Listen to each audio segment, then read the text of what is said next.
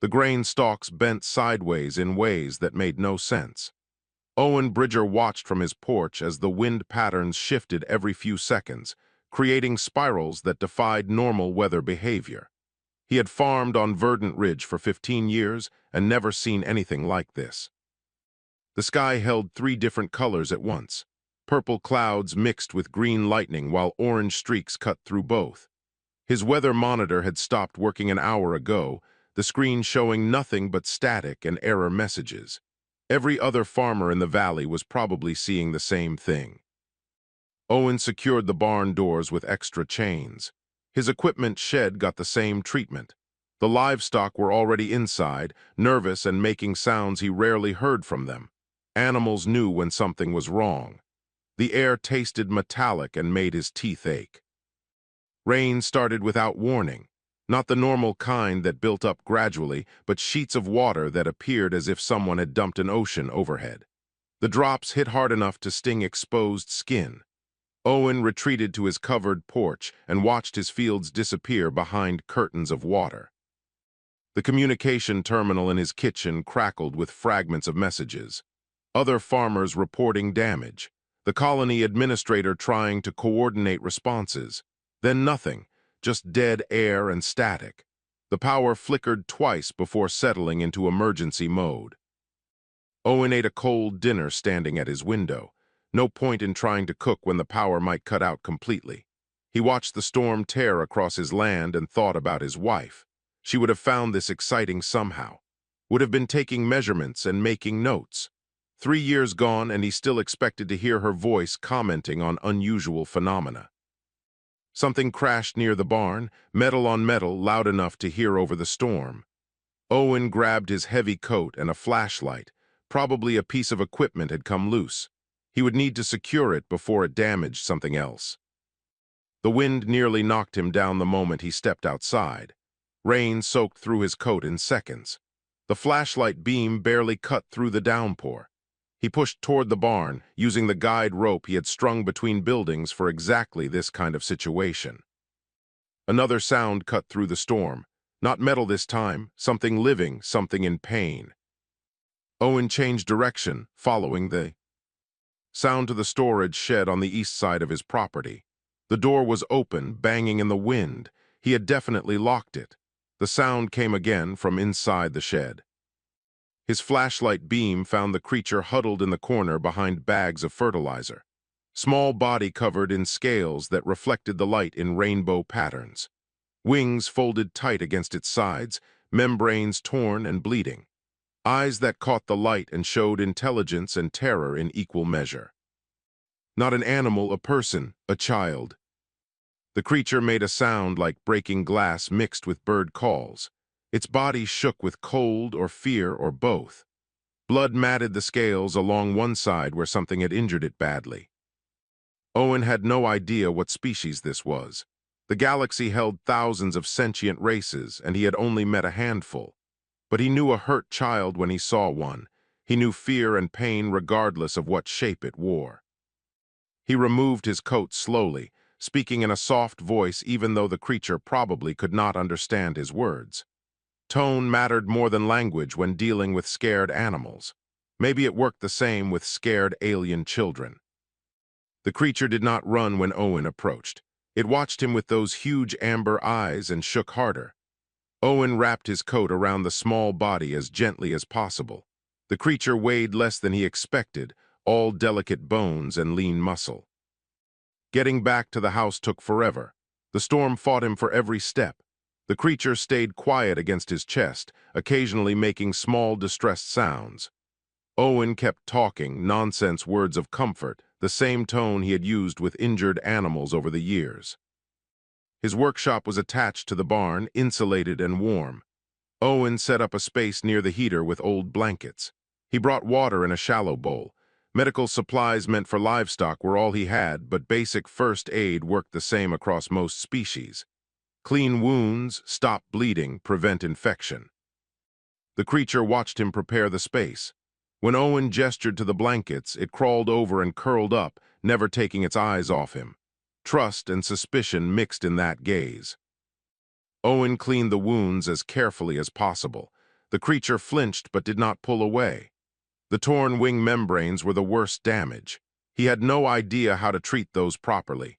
He did his best with antiseptic and bandages, working slowly and talking the entire time. The fever worried him most. Heat radiated from the small body even after Owen got it dried and wrapped in blankets. He brought more water and was relieved when the creature drank. Dehydration could kill quickly. Around midnight, the creature finally slept.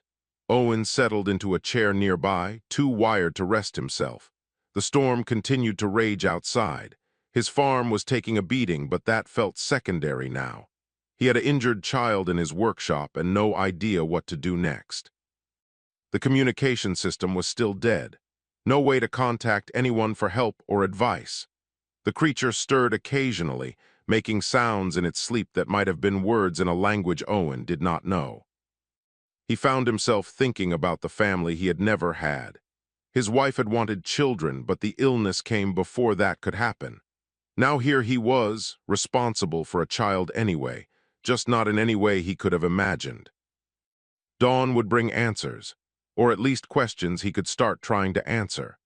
For now he kept watch over the sleeping creature and listened to the storm slowly exhaust itself against his little farm at the edge of human space. Sunlight filtered through gaps in the workshop walls and touched Owen's face. He jerked awake, disoriented for a moment before remembering everything. The creature was sitting up in the nest of blankets, watching him with those bright amber eyes. In daylight, the child looked even more fragile. Scales ranging from deep blue to silver covered most of the visible skin. The wings were folded against a thin back, bandages stark white against the colorful scales. A long neck ended in a delicate head with features that seemed almost designed to express emotion. Right now, those features showed caution mixed with curiosity. Owen stood slowly, keeping his movements predictable. The child tracked every motion but did not retreat. He pointed to himself and said his name clearly, then pointed to the child with raised eyebrows. The creature made a sound like wind chimes, tried again with a different combination of tones. On the third attempt, it produced something that sounded like Rin if Owen stretched his interpretation generously. Rin, Owen repeated, pointing to the child. The small head bobbed in what might have been a nod. Communication established, however basic. Owen felt relief wash through him. He showed Rin the food he had brought, simple items that seemed safe: fruit, bread, water. Rin examined each item carefully before trying small bites. The fruit disappeared quickly.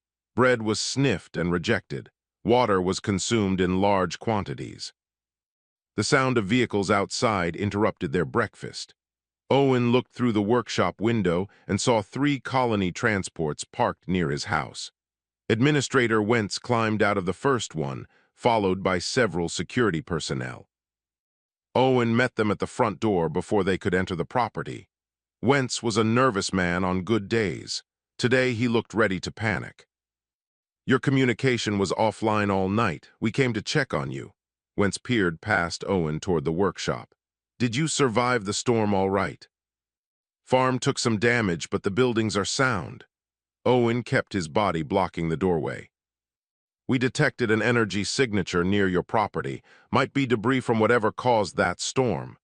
Wentz tried to move past Owen. "Need to investigate for safety reasons." One of the security officers caught sight of Rin through the workshop window. The child had come to look outside and was clearly visible in the morning light. The officer grabbed Wentz's arm and pointed. "What is that?" Wentz's voice went up an octave. "A child who needed help." Owen kept his tone level. "That's a Dracony." Wentz backed up several steps. "Do you have any idea how dangerous they are? Their species has territorial conflicts across 3 sectors. They're classified as high-risk contact." "That's a hurt child who was dying in the storm." Owen did not move from the doorway. "You need to turn it over to Colonial Security immediately." Wentz was already pulling out his communicator. "This is beyond your authority to handle." "No." The single word stopped Wentz mid-dial. He looked at Owen as if the farmer had suddenly grown a second head. "This is not negotiable, Owen." That creature is a potential threat to the entire colony. It needs to be contained and studied. Then we contact the proper authorities to deal with it. Her name is Rin, she is a child, and she stays with me. Two security officers moved forward. Owen stood his ground. Behind him, through the window, Rin made a sound of distress. The officers hesitated. I will call a colony council meeting. Wentz back toward his vehicle. They will override you on this. You're being unreasonable. Call whoever you want. The child stays protected. The vehicles left in a spray of gravel. Owen returned to the workshop to find Rin pressed against the far wall, wings partially spread in a defensive posture. He sat down slowly and waited. After several minutes, Rin crept forward and settled near him, still trembling. Owen spent the afternoon trying to communicate more effectively. He found his old tablet, the one he used for placing supply orders. It had basic translation software for common trade languages. He spent hours trying different language families while Rin watched with apparent fascination. The breakthrough came when Rin started arranging objects from around the workshop. Small tools, pieces of equipment, scraps of metal. The arrangements formed patterns, mathematical sequences, star charts. Owen recognized navigation patterns when he saw them. Years of space travel before settling on Verdant Ridge had taught him the basics. Rin was using universal mathematical concepts to communicate.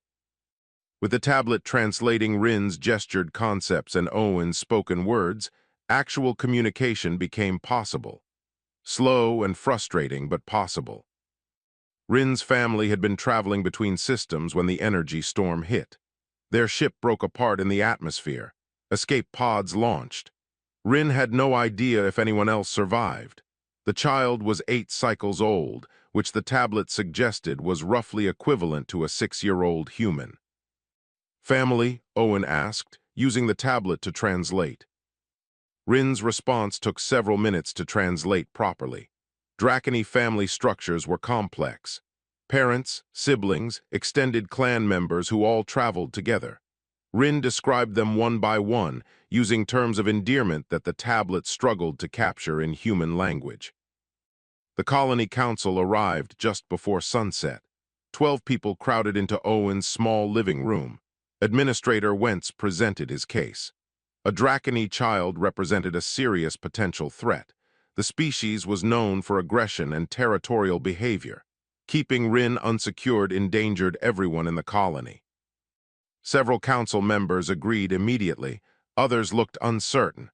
Owen waited until Wentz finished before speaking. That child is 8 years old. She survived a shipwreck that probably killed her entire family. She's injured, alone, and terrified. I found her dying in my shed during the worst storm this colony has ever seen. Owen looked each council member in the eye. I'm not going to throw a hurt child into a cell, because adults of her species have political problems. It's not about politics. Wentz's voice was strained. It's about safety. We don't know anything about Dracony children.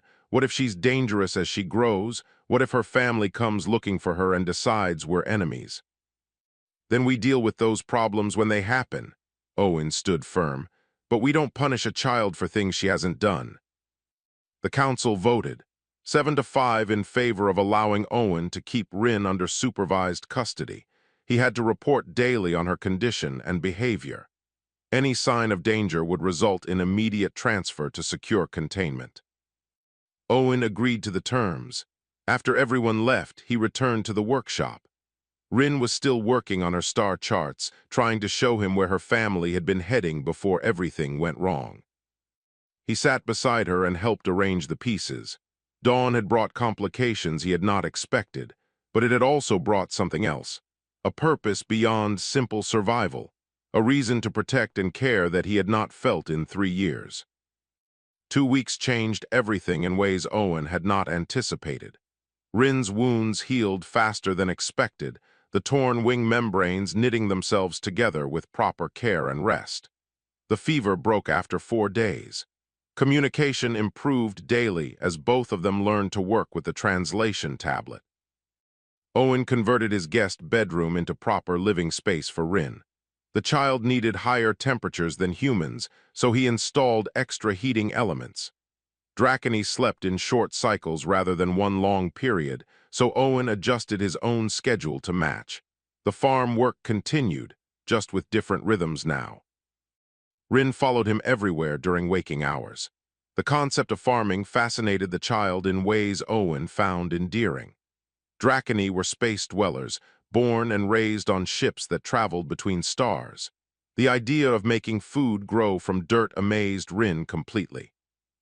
Plants just stay in one place, Rin asked for the third time, watching Owen prepare soil for a new crop. That's how plants work, they grow where you put them. But how do they see new things if they never move? Owen had never considered that question before.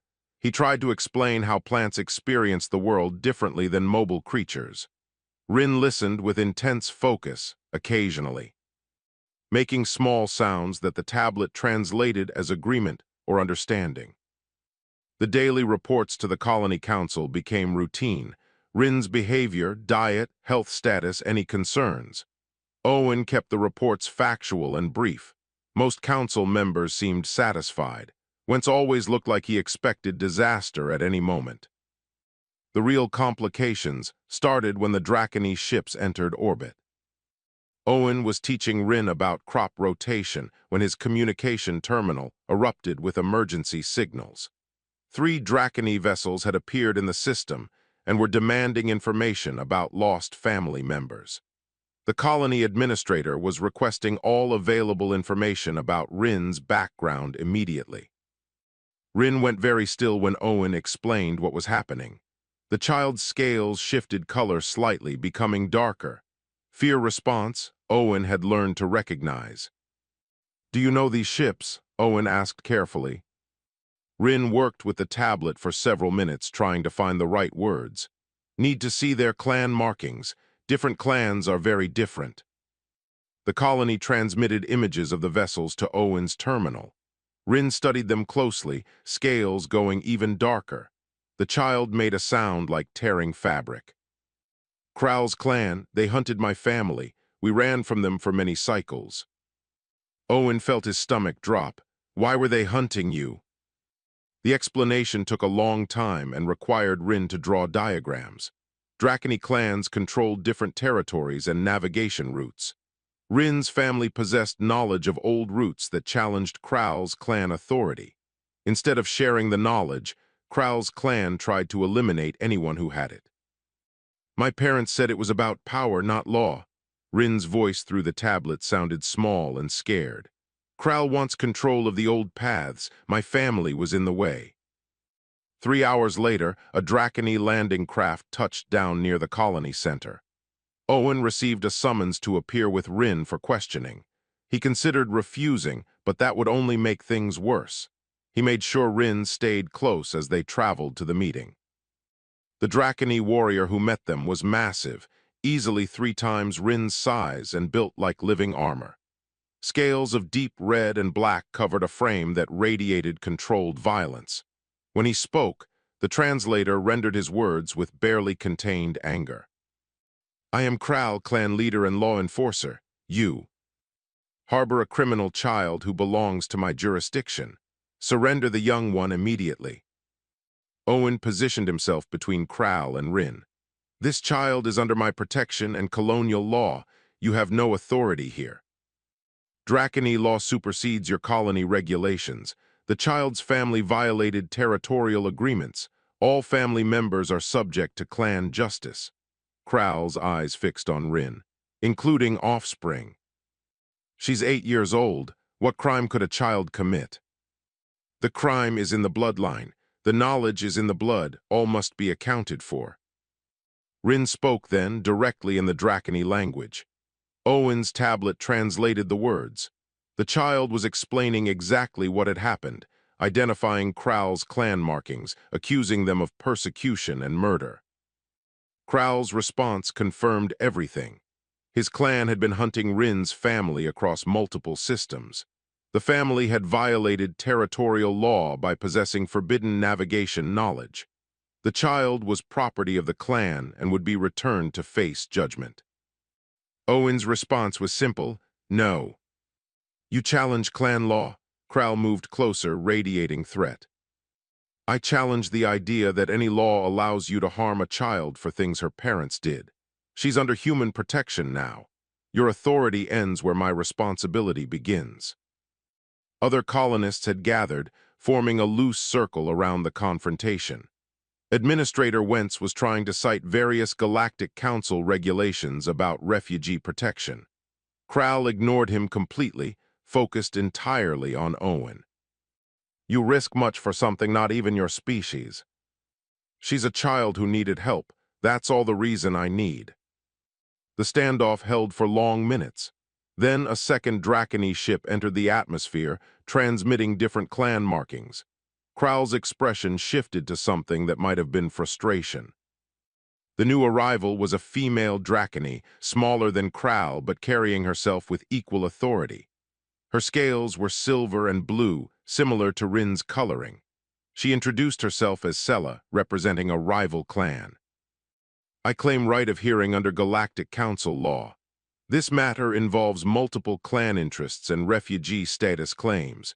It requires proper tribunal, not summary judgment. Kral objected immediately, but Sela had already transmitted her claim to the Galactic Council. Within hours, official observers were being dispatched to Verdant Ridge. The tribunal would convene in 5 days. Owen took Rin back to the farm while various factions maneuvered for position. The child was quiet during the trip, processing everything that had happened. I'm sorry I brought danger to your colony, Rin said finally. You didn't bring anything. You crashed during a storm and almost died. Everything else is politics between adults who should know better. Owen kept his hand on Rin's shoulder. We'll figure this out. That night, Owen sat on his porch long after Rin had gone to sleep. The lights of orbiting ships were visible overhead, different factions gathering for whatever came next. He had gone from simple farmer to center of an interstellar incident in 2 weeks. His wife would have found this absurd and fascinating in equal measure. She always said Owen had a talent for finding trouble in unexpected places. He missed her perspective now more than ever. But he did not regret his choice. Rin was thriving despite the circumstances, learning and growing and showing personality that had been hidden under trauma and fear.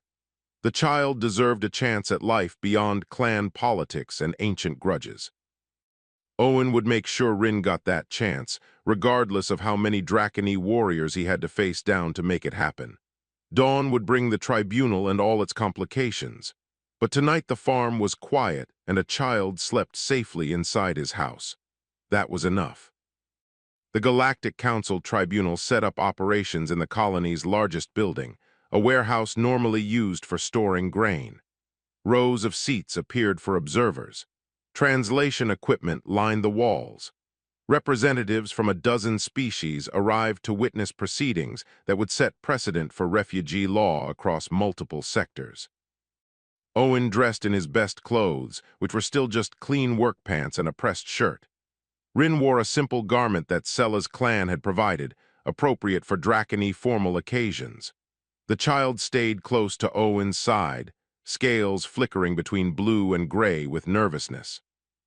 The tribunal consisted of 3 judges from neutral species, a Raman with crystalline features that refracted light in complex patterns, a Washan whose multiple limbs allowed for simultaneous note-taking and equipment operation, a human judge named Phillips who looked like she wished she was anywhere else. Kral presented his case first. His family possessed legal authority over certain territorial routes and the knowledge associated with them. Rin's family had stolen that knowledge and fled, violating clear agreements. All family members were subject to clan justice, including offspring who might carry the knowledge genetically. Sela countered immediately. Kral's clan had expanded their territorial claims illegally, attempting to monopolize roots that belonged to the common heritage of all Dracony. Rin's family had been preserving knowledge, not stealing it. The persecution was about power, not law. The arguments went on for hours. Technical details about navigation routes and clan agreements. historical precedents from Dracony law going back centuries. Both sides presented evidence and counter-evidence in cycles that made Owen's head hurt. Then it was his turn to testify. Owen described finding Rin during the storm. The injuries, the fever, the terror in a child's eyes. He explained the past weeks of care and recovery. How Rin had learned to trust again, to engage with the world beyond simple survival. "This child has thrived in ways that matter," Owen said plainly. "She's learning, growing, showing joy in simple things like watching plants grow. She's a person with thoughts and feelings and potential, not a legal problem to be solved." Judge Phillips leaned forward. "You understand the complexity of the situation? Multiple Dracony factions are involved. Territorial disputes that predate human contact with this species. Ancient laws and customs we barely understand. I understand that a child's welfare should come first, regardless of politics." Owen kept his voice steady.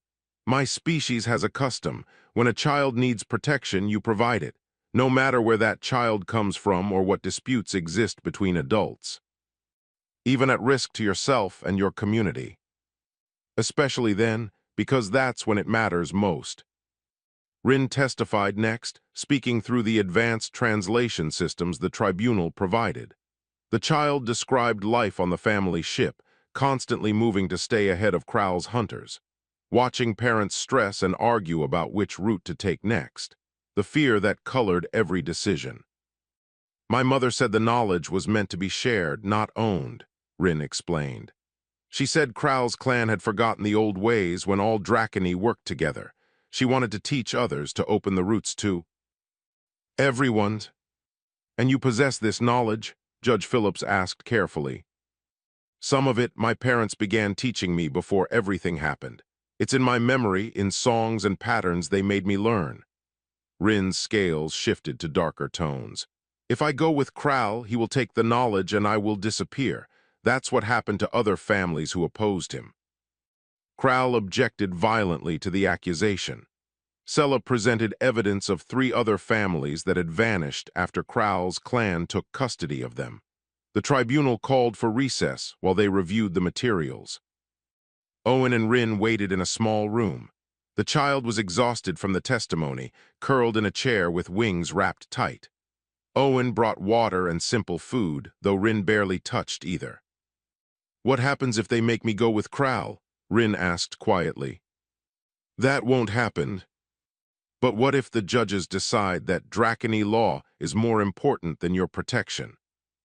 Owen crouched down to meet Rin's eyes directly. "Then we'll figure out another way. I made a promise to keep you safe. I don't break promises." The tribunal reconvened at sunset. All 3 judges looked tired. Phillips spoke for the group. "This tribunal recognizes the validity of claims from both Kral's clan and Sella's clan regarding Dracony territorial law. However, we also recognize that Rin demonstrates clear indicators of refugee status under Galactic Council definitions. The child has reasonable fear of persecution from Kral's faction." Kral started to object, but Phillips cut him off. The tribunal also notes unusual circumstances regarding the current guardian. Human customs regarding child protection and adoption differ significantly from Dracony clan structures. The guardian has demonstrated commitment to the child's welfare beyond normal foster arrangements. Owen felt his heart rate increase. This could go either direction. Therefore, this tribunal proposes a compromise. Rin will remain under the protection of Owen Bridger as primary guardian. However, guardianship must be formalized under both human and Dracony law to provide proper legal framework. Sella stood immediately. "My clan offers to extend formal protection over both guardian and child. We will sponsor the guardianship under Dracony custom, providing legal shield against Kral's claims." "This is unacceptable," Kral's voice filled the room. "Human guardianship of Dracony young violates every custom our species holds." "Then your species needs better customs," Owen said before he could stop himself. Silence fell across the warehouse. Every eye turned to Owen. He stood his ground. I've listened to hours of arguments about territory and clan rights and ancient agreements. Not once has anyone except Rin and Sella talked about what's actually best for this child. She's not property. She's not a vessel for knowledge. She's a person who deserves to grow up safe and happy. Judge Phillips made a sound that might have been agreement. The Guardian makes a valid point. Galactic Council law prioritizes individual rights over cultural claims when those claims result in harm to minors. More arguments followed, legal technicalities and procedural objections, but the core decision was made. Owen would become Rin's formal guardian under a framework that combined human and Dracony legal structures. Sella's clan would provide political protection. Kral's claims would be reviewed by higher galactic authorities. It was not a complete victory. Kral made clear he would appeal and continue pursuing his claims through official channels. But for now, Rin could stay safe. Owen and Rin left the warehouse together as the sun finished setting. The child's scales had shifted to brighter colors, reflecting relief and cautious hope. Other colonists offered words of support as they passed. Even Administrator Wentz managed a grudging nod of acknowledgement. "What does being a formal guardian mean?" Rin asked as they drove back to the farm. "It means I'm responsible for you officially, not just because I want to be. It means I have legal authority to protect you and make decisions about your care." "Like a parent?" Owen considered the question carefully. "Like a parent, yes, if that's okay with you." Rin's response came in the Dracony language, words the tablet translated as a formal acknowledgement of family bond. The child had just accepted him as guardian in the traditional way of their species. Owen felt something shift in his chest. The responsibility had always been there, but now it had shape and definition. He was not just sheltering a refugee. He was raising a child, his child in all the ways that mattered. Dawn would bring new challenges. Kral would not give up easily. But tonight Owen had a family again, built from choice and commitment rather than biology. His wife would have approved. The formal guardianship ceremony took place 3 weeks later, after all legal documents had been processed through both human and Dracony channels. Sella's clan sent representatives who explained traditions Owen needed to understand. The ceremony would bind him to responsibilities that extended beyond normal human parenting. Owen stood in the colony's central square wearing ceremonial garments that Sella's people had provided. Dracony custom required specific colors and patterns to denote guardian status. He felt ridiculous in the elaborate outfit, but Rin's obvious excitement made it worthwhile. Rin wore matching ceremonial dress, scales polished until they reflected sunlight in brilliant patterns. The child had been practicing the traditional responses for days, determined to perform the ceremony correctly. Sella herself conducted the ritual, speaking in formal Dracony that the translation systems rendered as ancient poetry about bonds and duty and protection. Owen repeated the required phrases, committing himself to Rin's welfare and growth. Rin acknowledged the bond with traditional responses that affirmed trust and acceptance. Representatives from a dozen species watched the ceremony. This was the first formal cross-species guardianship registered under combined legal frameworks. Observers took extensive notes. Legal scholars transmitted reports to their home governments. What had started as one farmer protecting a lost child was becoming precedent for the entire galaxy. After the ceremony, Sella approached Owen privately. "Kral has filed appeals with 3 different Galactic Council committees. He will not stop pursuing his claim to Rin." "I know, but we bought time and legal standing. That's something." "It is more than something. You have shown the galaxy that species boundaries need not limit compassion." Sella's scales shifted to colors that her translator suggested meant respect. "My clan will maintain protection, but you should know the cost. Kral has significant political influence. He will make this difficult." "Let him try." Life settled into new patterns.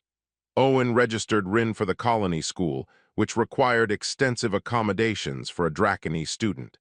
Teachers had to learn about different learning styles and physical needs. Other students were initially cautious, but Rin's enthusiasm and curiosity won most of them over quickly. Rin excelled at mathematics and spatial reasoning, abilities that came naturally to a species that navigated between stars.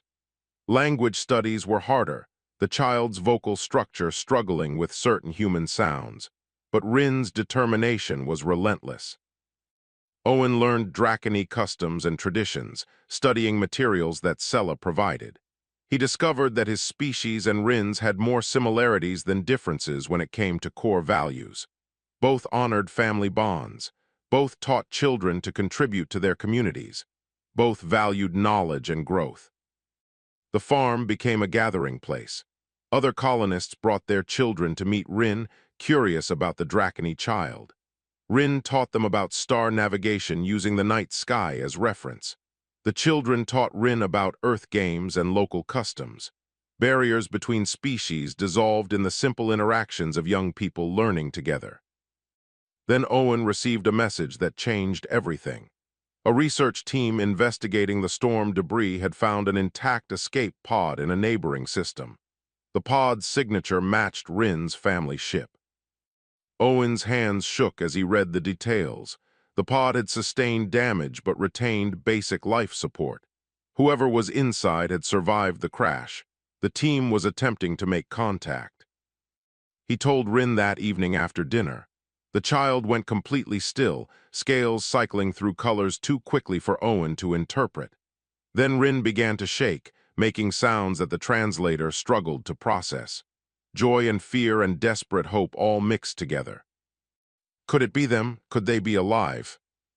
The team is working on it now. We should know more in a few days. Those days were the longest of Owen's life. Rin barely ate, distracted by constant speculation about who might be in the pod. Owen caught himself making the same calculations. If Rin's family had survived, what would that mean for their guardianship? Would Rin want to leave? The answer came via emergency transmission. The pod contained 3 Dracony adults. 2 matched genetic markers for Rin's parents. The third was a sibling. All were injured but stable. They were being transported to Verdant Ridge for medical treatment and reunion. Rin's reaction was pure joy. The child ran through the house making sounds like singing, scales blazing with colors Owen had never seen before. Then reality set in and Rin stopped moving. What if they don't want me to stay with you? What if they say I have to go with them? Owen knelt down to Rin's level. Then we'll figure it out together. They're your family, Rin. They love you and have been searching for you. But you're my family too now. The ceremony made it official. Both things can be true. Love doesn't have limits on how many people you can care about. The reunion happened in the Colony Medical Center.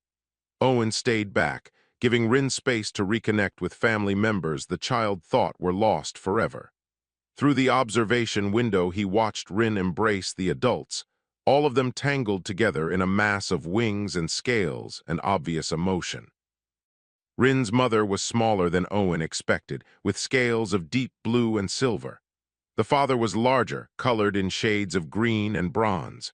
The sibling was adolescent, somewhere between Rin's size and full adult proportions. After the initial reunion, Rin's parents requested to meet Owen. He entered the medical room with careful steps, uncertain of his reception. Rin's mother spoke first, her voice translated as formal and emotional. You protected our child when we could not. You gave shelter and care and safety. This debt cannot be measured. There's no debt. Rin needed help and I was there. Any decent person would have done the same. Not any person. Many species would have turned a lost Dracony child over to authorities without question. You chose differently. The father's voice carried weight of deep gratitude. The ceremony makes you guardian under law, but you became parent in truth before any ceremony existed. They talked for hours. Rin's parents explained their situation. They were still fleeing from Kral's faction, still unable to provide stable safety for their children. The crash had been caused by Kral's ships forcing them into the storm. They had searched desperately for Rin but lacked resources to conduct proper search operations. "We want our child safe above all else," Rin's mother said finally. "We want family together, but not at cost of Rin's security and happiness." The request came with tears and obvious pain. They asked Owen to continue as primary guardian, to keep Rin safe on Verdant Ridge while they worked to establish permanent sanctuary elsewhere. They would maintain contact, visit when possible, remain family in all ways except daily presence. Owen looked at Rin, who was curled between. Both parents, clearly torn between desperate desire to stay with them and the security of life on the farm.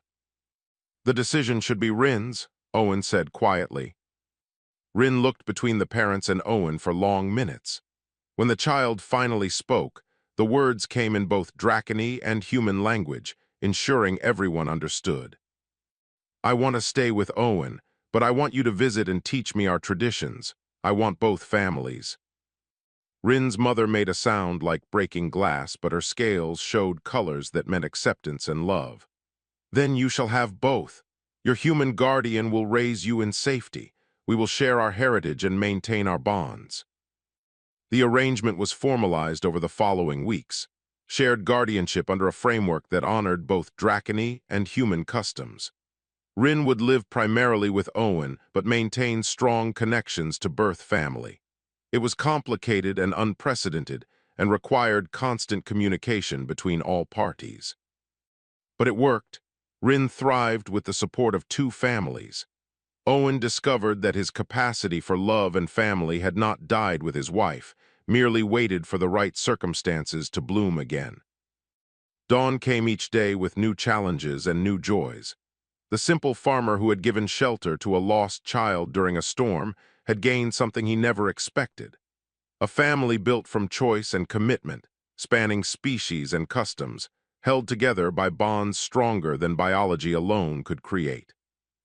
1 year after the storm, Owen stood in his fields and watched 3 different species of children playing together. Rin was teaching 2 human kids and a Thuraman youth about star patterns. The Thuraman child's crystalline structure reflected the afternoon sun, while the humans took notes on tablets. Rin's wings had healed completely and now spread wide as the child demonstrated angular relationships between distant stars.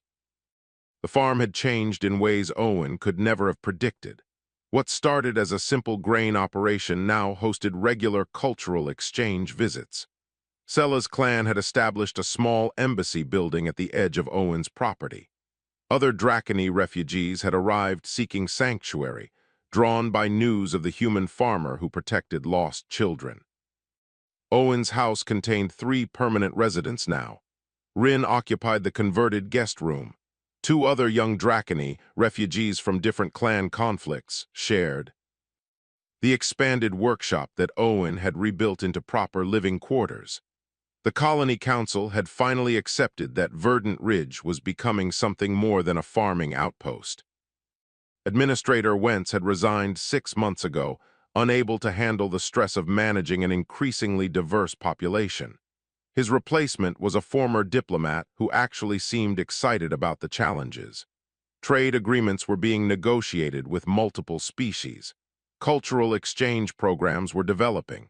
The colony was thriving in unexpected ways. Rin's birth family visited every 3 months, timing their arrivals to avoid Krau's patrol patterns. The visits were always emotional, filled with teaching sessions where Rin learned Dracony history and traditions. But Rin always seemed relieved when they left and life returned to normal rhythms. "Is it wrong that I prefer being here?" Rin asked one night after a particularly intense visit from the birth family. Owen chose his words carefully. "It's not wrong to feel most comfortable in the place where you've built your daily life. You love your birth family, but this is your home. Both things are true and both are fine." The search for other survivors from Rin's original ship continued. Sella's clan had dedicated resources to systematic searches of the storm debris field. So far they had found 2 more escape pods, both occupied by extended family members. The reunions were joyful but complicated, each survivor carrying trauma and displacement. Owen found himself becoming an unofficial coordinator for Dracony refugee placement. Other colonies requested advice on how to integrate displaced families. Galactic Council committees asked him to testify about cross-species guardianship frameworks. The simple farmer had become an accidental expert on interspecies relations. You could expand this into something bigger, Sella suggested during one of her diplomatic visits. Create a formal sanctuary program. You have proven the model works. I'm a farmer who helps people when they need it. That's not the same as running an organization. It is exactly the same. You simply need to accept the scale. Owen resisted at first, but as more displaced children arrived, he could not turn them away. The Colony Council eventually approved funding for a formal integration program. Owen remained primary guardian for Rin and two others, but helped coordinate placement for additional refugees. Kral continued his legal challenges, filing appeal after appeal with various galactic authorities. Most were rejected on procedural grounds.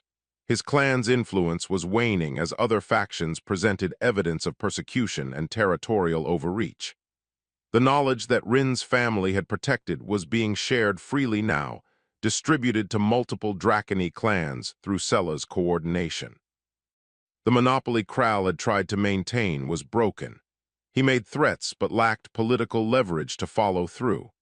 Galactic Council observers maintained permanent presence on Verdant Ridge, ensuring no aggressive action could be taken against the refugees. On the anniversary of the night Owen found Rin, the colony held a celebration.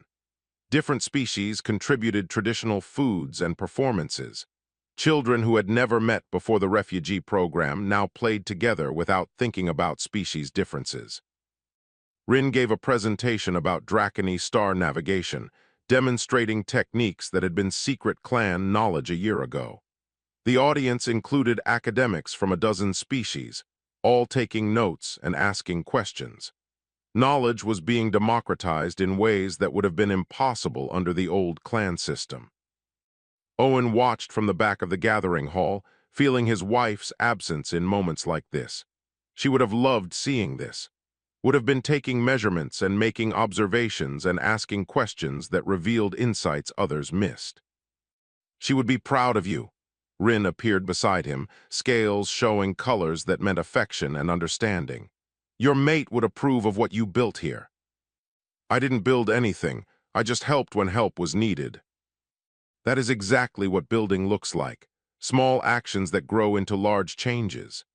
Rin's voice carried wisdom beyond the child's years. My parents say you changed Dracony culture more in 1 year than centuries of internal conflict accomplished. You showed us that knowledge should be shared, that children matter more than political power, that family is choice, not just blood. The celebration continued late into the evening. Owen found himself surrounded by people from different worlds, all connected by the simple idea that protecting the vulnerable mattered more than preserving boundaries. Later, after everyone had left and the colony had settled into night quiet, Owen sat on his porch with Rin. The stars overhead held different meaning now. Each one represented potential rather than distance. Places where refugees might find sanctuary, worlds where children could grow up safe. Do you ever regret it? Rin asked. Your life was quiet before I arrived, now it's complicated. Complicated is better than empty. Owen kept his eyes on the stars. I spent 3 years going through motions after your guardian mother died, existing but not really living. You gave me purpose again, reminded me that caring about others is what makes life meaningful. The storm brought me to you. Some of my birth family say it was fate, that the universe has patterns we cannot see. Maybe, or maybe I was just in the right place when someone needed help. Either way, I'm grateful for how it turned out. They sat in comfortable silence, watching ships move across the sky. Some were Sella's clan maintaining protective patrols. Others were trading vessels attracted by the colony's growing reputation. A few were probably Kral's faction watching from distance, unable to interfere but unwilling to completely abandon their claims. Owen thought about the simple decision he had made during a storm a year ago, bringing an injured child inside instead of leaving it to die in the rain. That choice had rippled outward in ways he could never have predicted. Changed laws, shifted political dynamics, created new frameworks for how species interacted. But the real change was smaller and more personal. He had a family again. Children called him guardian parent in multiple languages. His house was filled with sounds of life and growth. The farm fed more than just humans now, crops selected to meet the needs of different species. Dawn would come soon, bringing another day of challenges and opportunities. More refugees would probably arrive. More legal complications would emerge. More cultural barriers would need patient navigation. But Owen had learned something important over the past year. The dawn always brought possibilities. Every sunrise was a chance to choose compassion over fear, protection over indifference, family over isolation. The storm that brought Rin had changed everything. But the real transformation came from the simple decision to shelter a lost child, to see a person instead of a problem, to extend protection without counting the cost. That was the human difference Owen had come to understand, not superior technology or physical strength, but the willingness to recognize personhood beyond appearance, to build family from choice, to protect the vulnerable even when it was difficult or dangerous. As the first light of dawn touched the horizon, Rin leaned against Owen's shoulder and made a sound like contented purring. A child safe and loved, looking forward to another day of learning and growth. Owen smiled and watched the sun rise over his farm, over the buildings that housed refugees from 3 different worlds, over the fields where children of different species learned together, over a small colony that had become a beacon of hope for displaced families across the galaxy. The dawn changed everything, but only because someone chose to give shelter during a storm.